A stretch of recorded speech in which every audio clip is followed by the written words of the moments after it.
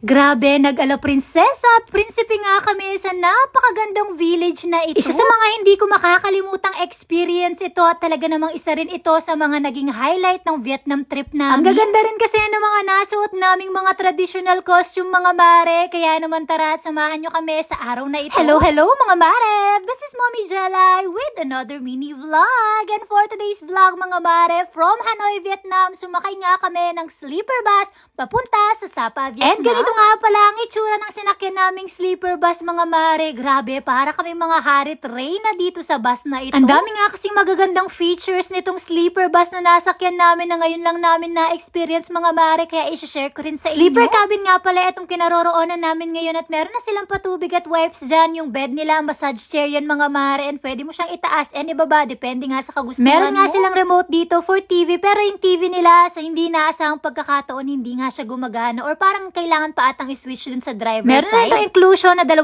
pillow, blanket, and then meron na nga rin siyang mga dimmable lights. Eto nga't na-enjoy ni Aizen yung paglalaro dito sa ilaw nila. Hindi ko in-expect na pwede palang maging ganito kakomportable yung biyahe mga mare kasi yung biyahe namin around 6 to 7 hours lang naman mga mare. Nag-early checkout na kami sa hotel namin sa Hanoi since matutulog lang din naman kami dito sa sleeper cabin mga mare at ganito nga yung itsura niya sa grabe, loob. Parang nasa ibang mundo ka mga mare. Napakaganda ng design ng bus na ito. Around 11 nga nung umalis na itong bus namin mga mare and makakarating to sa Sapa, Vietnam around 6 to 7 a.m. May kasama kasing 2 stopover ito mga mare pero hindi ko na napansin. Paano ba naman mga mare? Napakasarap ng tulog ko. Ginising na lang ako ni Daddy. Nasa Sapa, Vietnam na kami. And then pagdating namin dun sa bus station mga mare, eto nga't pinikap naman kami ng sasakyan at ihahatid nga kami dun sa mismong hotel namin and grabe naman yung sumalubong sa amin pagkalamig-lamig. Kita nyo ba yung dinadaanan namin mga mare? Talagang napaka-foggy. Buti na nga lang talaga at malapit lang yung hotel namin dun sa bus station. Nandito na nga, naglakad lang din kami and then nag-breakfast na rin kami sa hotel. Bali, homestay nga pala itong pagsustayan namin mga mare. And since mamaya pa yung check-in namin, nag-breakfast na muna kami dito and then nakibihis na nga rin kami para gumala na. Grabe, sobrang lamig dito mga mare. Sa pagkakatanda ko, nasa 11 to 13 degrees nga. Tignan nyo naman yung hininga ni Aizen, umuusok na. Itong pagsustayan namin, meron siyang swimming pool and overlooking talaga dapat dyan yung mountain. Kaso foggy nga, kaya ayan lang yung view namin. Bago yan mga mare, bubuguhan ko nga muna kayo ng Dragon's Breath chart. Talagang na-amaze ako dahil first time ko lang ma-experience. Ito ang outfit ni Aizen, ternong-terno sa outfit namin. And then after pala namin kumain, dumiretso na nga kami sa aming first destination. Ito nga yung tinatawag nilang Katkat Village. And before ka makarating dun sa mismong village, napakarami mong madadaanan na nagpaparenta ng mga costume na pwede mong isuot doon para napakagaganda ng mga picture. And since foggy nga mga mare and merong paunti-unting ulan, eto nga at bumili kami ng mga plastic na ilalagay namin sa mga sapatos namin. Nagrenta nga rin pala kami nitong costume mga mare. Nung una, ayaw ko pa talaga kasi ayaw ni Daddy. Gusto ko sana kaming 3. Ang kaso yung mga panglalaki kasi hindi masyadong bet. Eto nga yung napili ko since winter dito sa Sapa, Vietnam mga mare. Yung may pa-fur yung napili ko para ternong-terno sa weather. Nirentahan nga namin mga mare, kasama na rin pala dyan yung hairstyle and yung mga accessories na gagamitin mo. Fast forward, eto na nga ang aking finished look after ako ayusan ni ate. Grabe, parang sobrang ganda ko. Ay, chark. Ang kapal. Pero diba, ang ganda-ganda ng costume, yung mga accessories, yung hairstyle, feeling ko talaga lahat bumagay. Since kahit anong pilit ko, ayaw talaga ni Daddy mga mare, kaming 2 na lang ni Aizen yung magko-costume. And eto nga ring red yung napili ko for him para terno kami. Sumakay nga pala kami ng motorbike dyan mga mare dahil bago ka makarating dun sa mismong village, malayo-layo palang lakaran. Kaya naman, ayan, nag-avail na lang kami ng motor. Ang tarik ng daan mga mare, buti na lang at safe driver naman itong si ate at meron siyang papayong kaya naman safe kaming nakarating dito and grabe naman talaga yung salubong ng village na ito sa amin. Pagdating namin dito mga mare, medyo tumila-tila na yung ulan, pa konti-konti na lang talaga dahil na lang sa fog at eto nga ang prinsipe ko nagutom at nakakita nga kami na nagbabenta ng mais. Ayan, binilhan muna namin. Pagkatapos namin kumain mga mare, eto na nga ready na kami para libutin itong lugar na ito and grabe, dito pa lang talaga sa entrance, tignan nyo naman yung waterfalls na napakaganda.